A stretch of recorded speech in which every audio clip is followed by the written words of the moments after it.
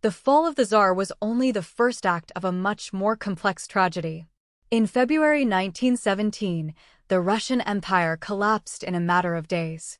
But what followed was not peace, nor democracy, nor the promised justice. What followed was a power vacuum so profound that it devoured those who tried to fill it. Russia became a political battlefield where the most radical ideas clashed in real time with the need to survive. It was the year in which history stopped moving in a straight line and began to turn on itself.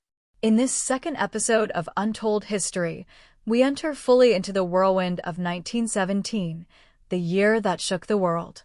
After Nicholas II's abdication in March, power nominally fell into the hands of the Provisional Government, an unstable coalition of liberals, moderates, and former Duma members.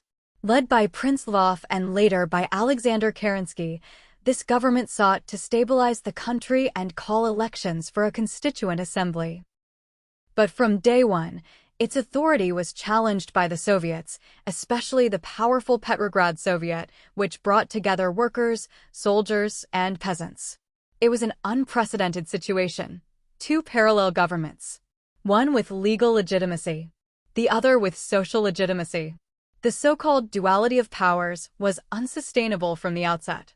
The provisional government lacked popular support, but the Soviets still did not dare to seize complete control. This tension became the axis of Russian politics throughout 1917. One of the new government's most catastrophic decisions was to keep Russia in the First World War. They did so for fear of losing the support of the Allied powers, but the cost was extremely high. At the front, soldiers deserted en masse. In the rear, the economic situation deteriorated. The people had demanded bread, peace, and land. And what they received was more hunger, more war, and empty promises. In this context, Vladimir Ilyich Lenin returned to the country. He did so in April with the help of the German Empire, which saw him as a tool to destabilize the Russian enemy. He traveled in a sealed boxcar from Switzerland to Petrograd, and upon arrival, he demanded neither unity nor compromise. He published his famous April Theses, in which he demanded the immediate end of the provisional government and the full transfer of power to the Soviets. For many, even within his own party, this was madness. But for a mass of desperate workers and soldiers, it was exactly what they wanted to hear.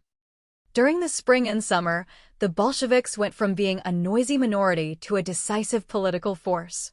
They had no majority in the Duma, the Soviets, or the provinces. But they had something more powerful, a clear narrative, internal discipline, and a direct presence in the centers of conflict.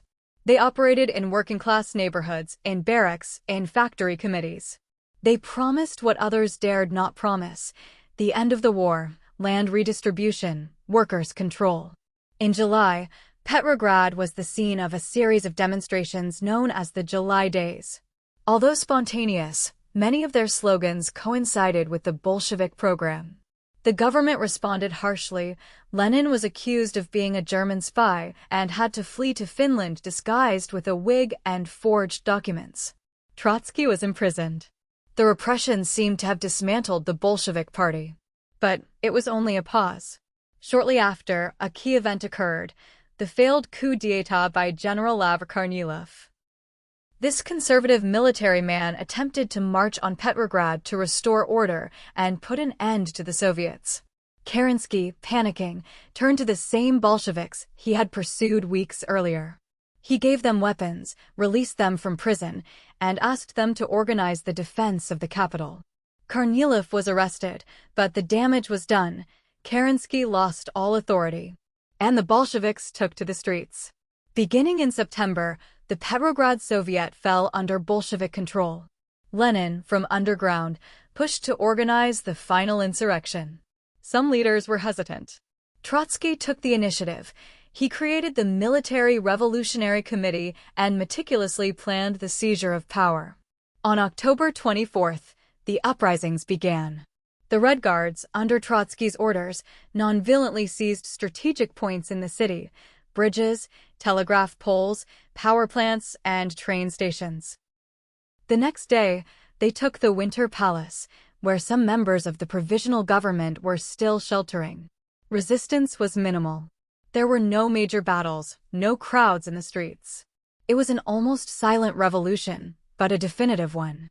On the evening of October 25th, Lenin appeared in public for the first time since his return. He announced that the provisional government had been overthrown and that all power had passed to the Soviets. The next morning, the newspapers were talking about a regime change. Most of the country still didn't understand what had happened. The Second Congress of Soviets was convened, which formalized the creation of the Council of People's Commissars, with Lenin at its head. Free elections and a constituent assembly were promised. But when the latter met in January 1918 and the Bolsheviks didn't win a majority, they simply dissolved it by force. Russia was no longer a republic. Nor was it an empire.